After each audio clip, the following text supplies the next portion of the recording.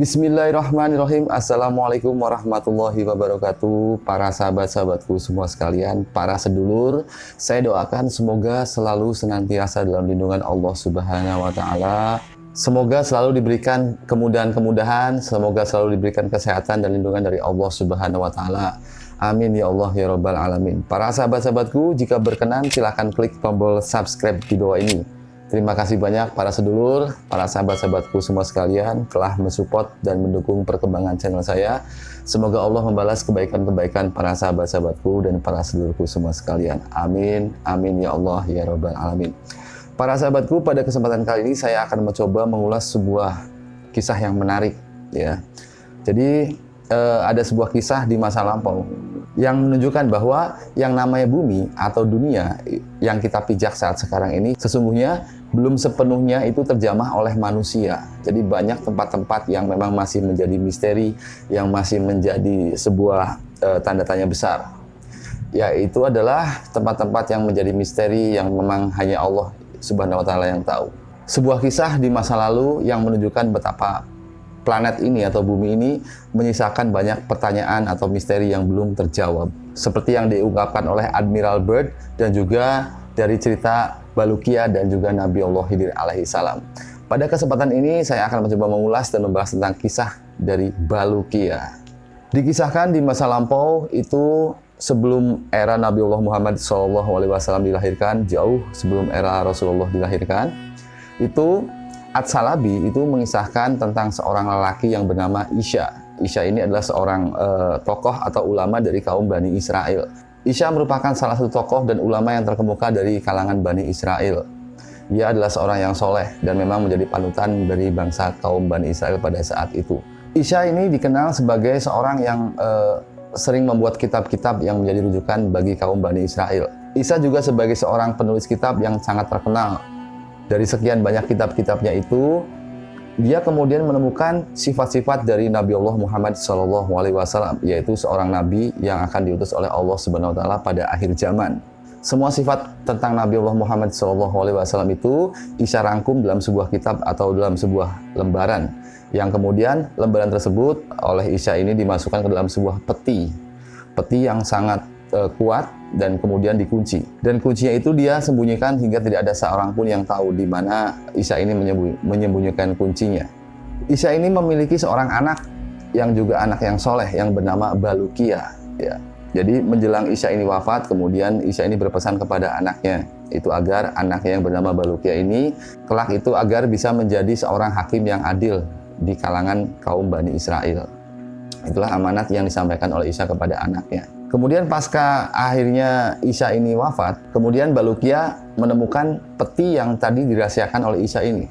Peti yang sudah terkunci dan kuncinya itu tidak pernah tahu di mana tempatnya. Akhirnya Balukia ini bertanya kepada ibunya, "Wahai sang ibu, tahukah engkau tentang isi dalam peti ini? Dan jika ada kuncinya, mohon saya minta kuncinya karena ini adalah warisan dari ayah saya yang bernama Isya ini. Saya ingin tahu apakah kitab ataupun lembaran apa yang berada di dalam peti ini." Kemudian sang ibunya ini menjawab bahwa ia sama sekali tidak tahu isi dari peti tersebut. Apakah isi dari peti ini menjadi sebuah misteri? Karena didorong oleh rasa penasaran yang begitu tinggi, akhirnya Balukia mencoba untuk membuka peti itu, ya. Karena memang kan sudah diwariskan kepada anaknya dan ayahnya yaitu Isya ini sudah wafat sehingga sudah tidak ada lagi amanah atau apapun, sehingga itu menjadi hak anaknya yaitu Balukia. Sehingga Balukia membuka peti itu dengan menghancurkan kuncinya karena kan kuncinya sudah disembunyikan dan tidak tahu di mana tempat menyimpannya. Begitu dibuka, isi dalam peti tersebut ternyata ada sebuah kitab atau lembaran yang berisikan tentang sifat-sifat dari Nabi akhir zaman yang bernama Nabi Allah Muhammad Sallallahu Alaihi Wasallam.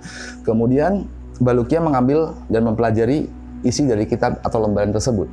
Dan dia begitu terperanjat. Kenapa? Karena ternyata ada orang tuanya, yaitu seorang ulama atau tokoh dari kaum Bani Israel ini mengetahui tentang keberadaan Nabi akhir zaman yang bernama Nabi Muhammad. Tetapi kenapa dia tidak menceritakan kepada kaumnya ataupun kepada keluarganya?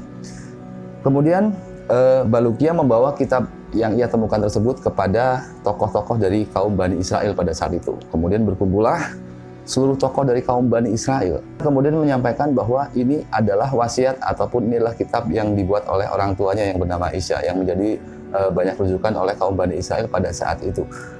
Kemudian ia menjelaskan bahwa di dalam kitab ini, di dalam lembaran ini itu dijelaskan tentang sifat-sifat Nabi Allah Muhammad SAW, yaitu Nabi akhir zaman.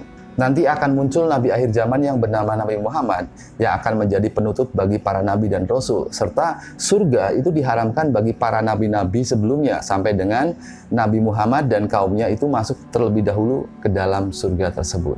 Hal ini yang membuat Balukiyah sangat penasaran begitu istimewanya Nabi akhir zaman yang bernama Rasulullah Muhammad SAW ini.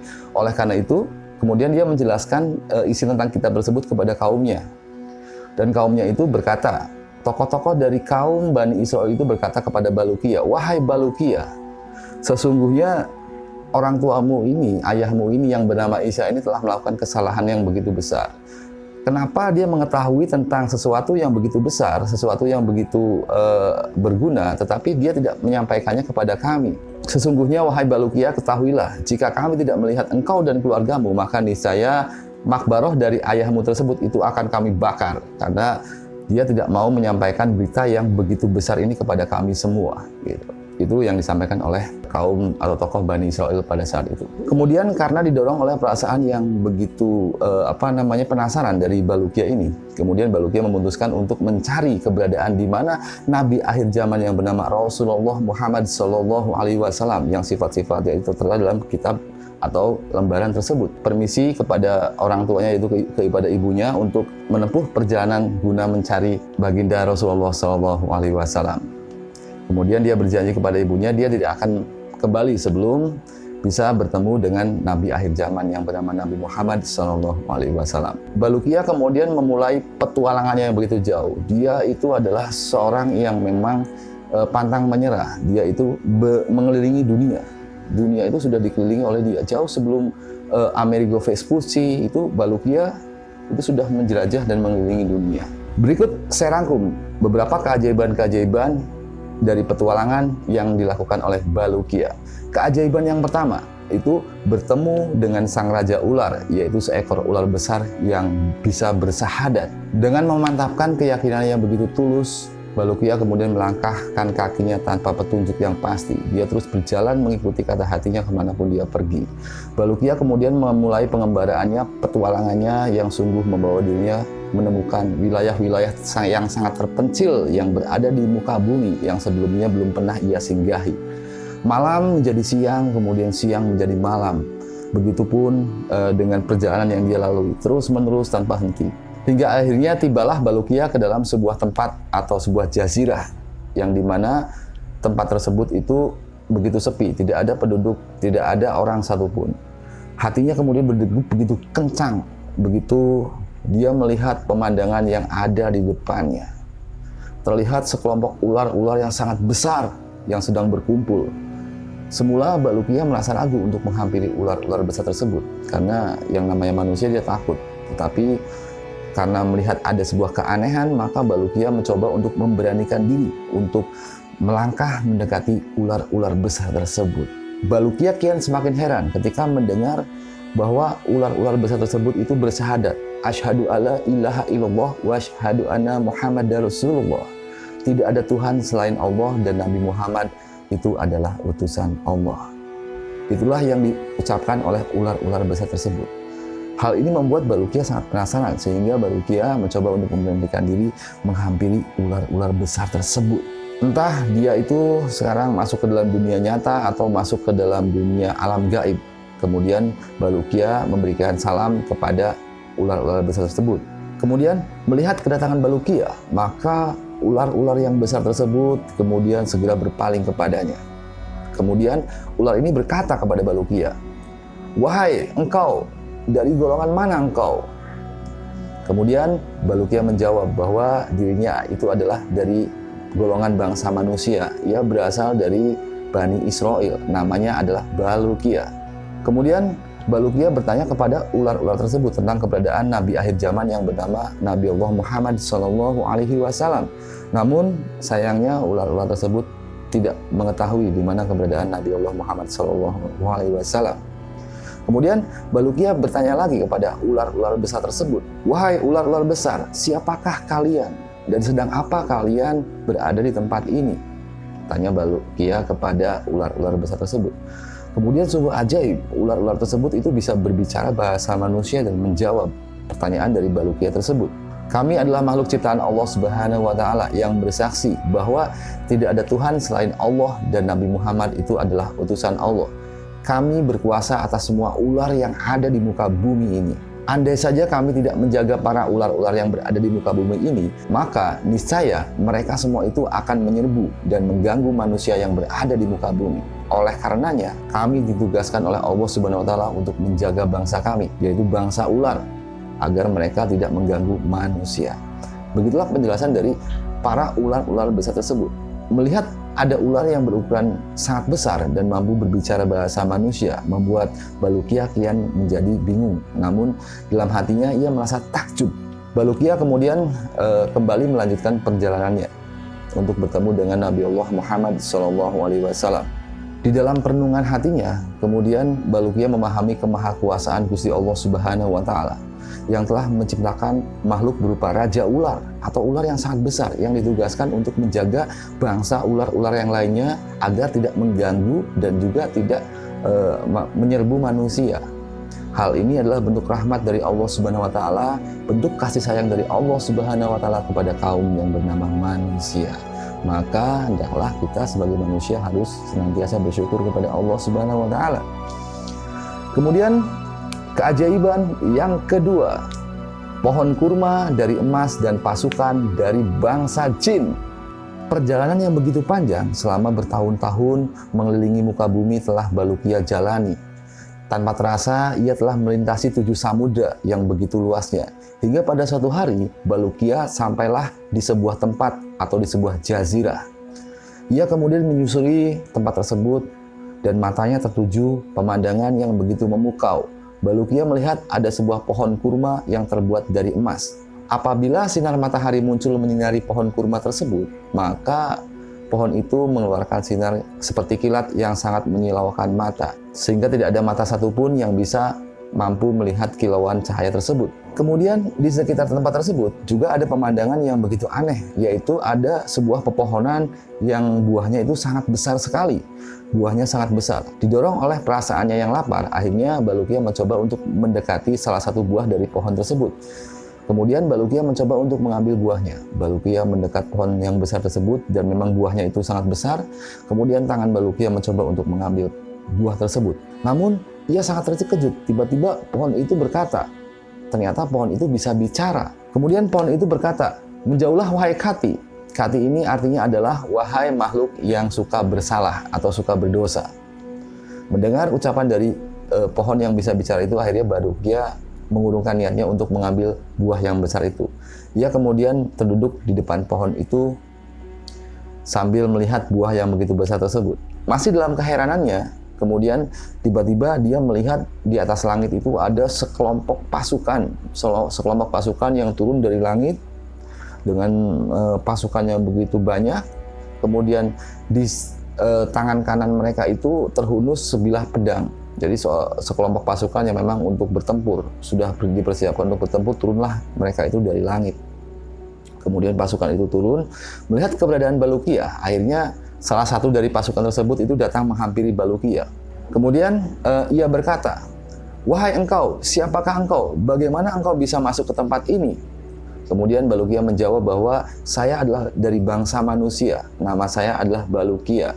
Saya dari Bani Israel, dari kaum Bani Israel. Kemudian Baluqiyah bertanya kepada mereka, "Wahai Tuan, siapakah kalian dan apa yang akan kalian lakukan di tempat ini?" Tanya Baluqiyah kepada mereka. Kemudian mereka menjawab, "Kami adalah makhluk ciptaan Allah dari bangsa jin yang beriman kepada Allah Subhanahu wa Ta'ala.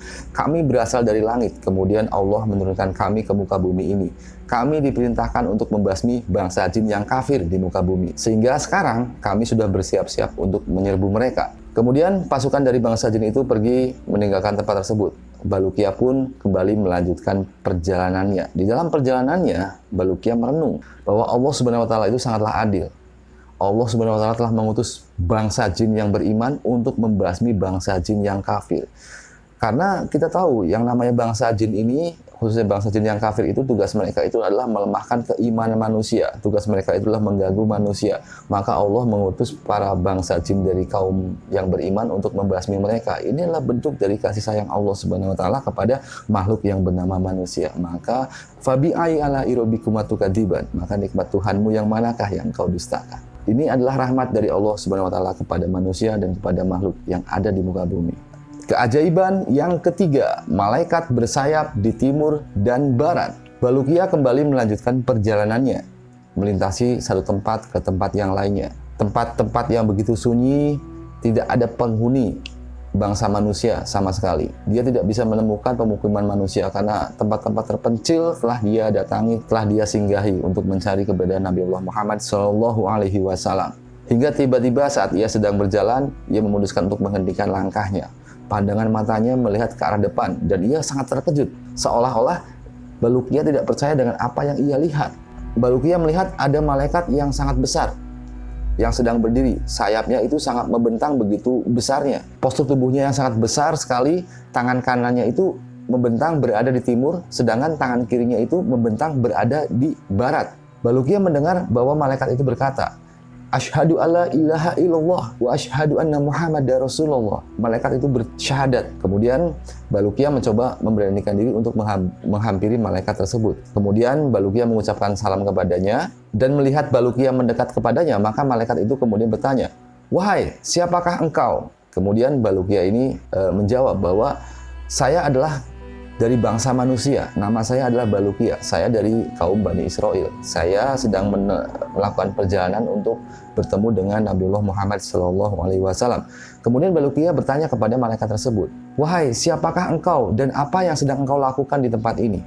Kemudian malaikat itu menjawab, "Aku adalah malaikat ciptaan Allah yang ditugaskan oleh Allah Subhanahu wa taala untuk mengurusi gelapnya malam dan terangnya siang. Jika aku tidak ditugaskan demikian, maka niscaya bumi ini akan menjadi gelap gulita tanpa adanya penerangan dari cahaya matahari sama sekali." Baluqiyah kemudian melihat ke arah wajah dari malaikat tersebut, yang dia melihat ada dua baris atau dua tanda di dekat keningnya. Di keningnya itu ada dua tanda, ada dua baris.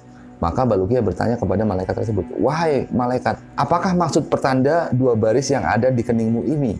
Tanya Baluqiyah kepada sang malaikat. Kemudian sang malaikat menjawab, "Wahai manusia, ketahuilah, dalam dua baris tersebut tertulis tambahan malam dan siang serta pengurangannya.